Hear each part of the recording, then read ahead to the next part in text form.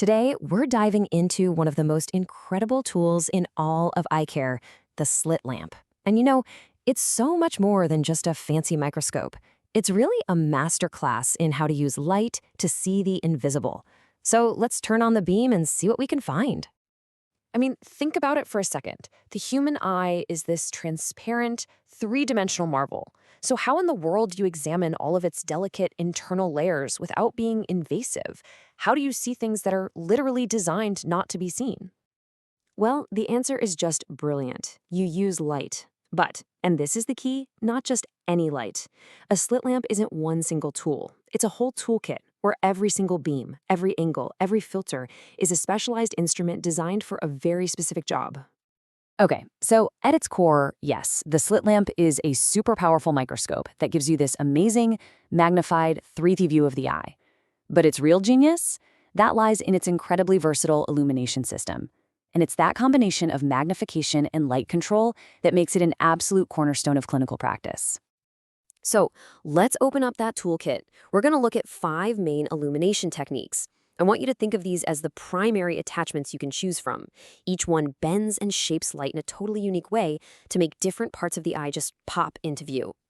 First up, we've got diffuse illumination. This is your wide-angle floodlight. It's not for getting into the nitty-gritty details, it's for getting the lay of the land, a quick, general survey of the whole area. You just open the beam up wide, dial back the magnification, and take it all in. This is exactly what you need for a quick check of the conjunctiva, that clear membrane over the white of your eye, or for getting a first look at the surface of the lens. It's pretty much the essential first step in any exam. All right, next we're switching from that big floodlight to a precision laser pointer. This is direct focal illumination, and it's the real workhorse of the slit lamp. Here, the light and the microscope are focused on the exact same spot, creating this super bright, sharp slice of light right where you need to look. And that kind of precision makes it the go-to tool for a really detailed inspection of the cornea or for examining all the different layers inside the lens. If you need to see something specific and with total clarity, this is the tool you're going to reach for. Now, this is where things get really clever, because we can actually use shadows to our advantage. With tangential illumination, you bring the light in from a really shallow angle, almost from the side. Just imagine a low sun casting long shadows across a landscape. It makes every tiny hill and valley stand out. And that's exactly what it's for, revealing texture. This technique is unbelievable for spotting those subtle bumps or dips on the surface of the cornea or the iris, things that would be completely invisible with the direct beam of light. Okay, this next one is just so smart.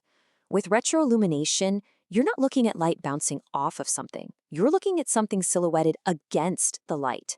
You actually bounce the beam off the back of the eye, the fundus, turning it into this bright, glowing backdrop. This backlighting effect is perfect for finding things that are defined by what's missing, right? Subtle defects in the iris, like little holes, or tiny wrinkles in the cornea. They stand out in perfect silhouette against that beautiful internal glow. Sclerotic scatter might be the most unique technique of the whole bunch. You aim a slit of light not at the center of the cornea, but way off to the side, at the limbus. That's the edge where the clear part meets the white part. The light enters and gets trapped, traveling through the cornea like it's a fiber optic cable. It's wild. So why on earth would you want to make the cornea glow from the inside? Because any little cloudy spot, any opacity, like corneal edema, is going to disrupt that light. It'll scatter it, and that spot will instantly flare up and become visible against the dark background of the pupil. Okay, so we've got our main illumination tools down. Now let's zoom in a little bit and refine our technique. We're going to look at how changing the actual shape of the beam allows for even more precise diagnostic work. We'll hit on 4 key beam techniques. And this isn't so much about where you aim the light, but all about the shape it takes, whether it's a razor-thin slit, a tiny little dot, or even a perfectly angled reflection. So check this out. If you use an incredibly thin slit of light, you get what's called an optical section. It gives you a literal cross-section view, so you can see the true depth and layers of the cornea and lens. Then, if you change the angle just right to get a specular reflection, you get this amazing mirror-like view of the endothelium, a crucial single layer of cells on the back of the cornea. And shrinking the beam down to a tiny pinpoint, that's absolutely essential for spotting individual inflammatory cells floating around, which is a key sign of a condition called uveitis.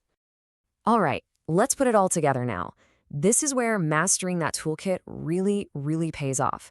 We're going to see how a clinician chooses specific tools from the kit to diagnose actual real-world eye conditions. So let's look at a classic matchup, sclerotic scatter versus retroillumination. With sclerotic scatter, remember, you're making the cornea itself the light source, so you can find things inside of it, like cloudiness from edema. But with retroillumination, you're using the back of the eye as the light source to find things in front of it, like tiny holes in the iris. See? Two different light sources for two totally different problems. And here's another great comparison. You'd use pinpoint illumination, that tiny dot of light, to hunt for those inflammatory cells that signal uveitis.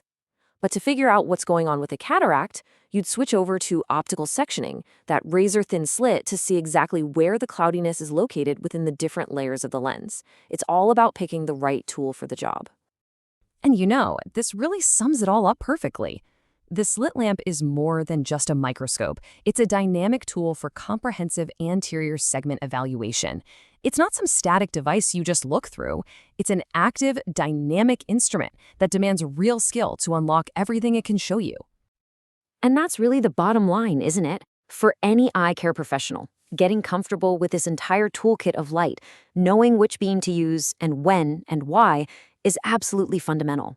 It's the difference between guessing and knowing, and it lets you make diagnoses with real confidence and precision. It really makes you wonder, though. For decades, we've been using these same principles of light to explore the eye. As our technology for creating and controlling light gets even more advanced, what new structures, what new diseases, what new secrets are we going to uncover next?